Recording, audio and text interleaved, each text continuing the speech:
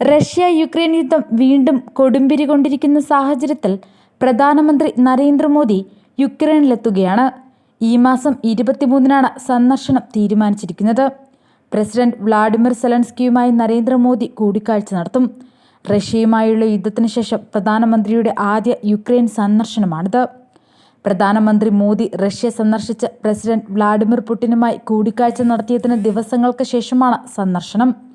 മോദിയും Russian president Vladimir പുടിനും തമ്മിലുള്ള കൂടിക്കാഴ്ചയെ രൂക്ഷമായി സെലൻസ്കി വിമർശിച്ചിരുന്നു.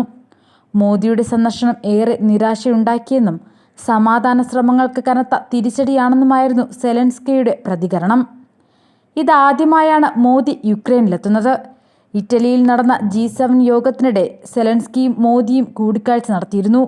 നരേന്ദ്രമോദി മൂന്നാമതും പ്രധാനമന്ത്രിയായി അധികാരമേറ്റെടുത്തപ്പോൾ അഭിനന്ദനവുമായി സെലൻസ്കി രംഗത്തെത്തിയിരുന്നു.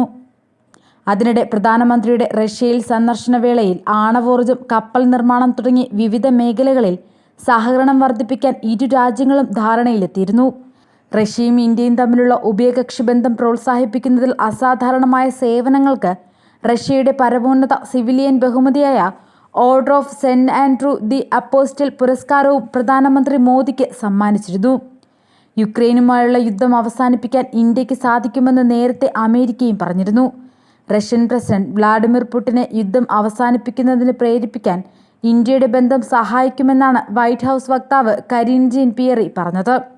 യുക്രൈൻ തലസ്ഥാനമായ കീവിൽ കുട്ടികളുടെ ആശുപത്രിയിൽ നടന്ന ആക്രമണം സൂചിപ്പിച്ച് നിരപരാധികളായ കുട്ടികളുടെ മരണം വേദനാജനകവും ഭയാനകവുമാണെന്ന് പുടിനോട് പ്രധാനമന്ത്രി നരേന്ദ്രമോദി പറഞ്ഞതിന് പിന്നാലെയാണ് ജീൻ പിയറിയുടെ പരാമർശമുണ്ടായത്. അന്നത്തെ നിലപാടിൽ നിന്ന് ഇന്ത്യ പിന്നോട്ട് പോകരുതെന്നും കരീൻ പറയുന്നുണ്ട്.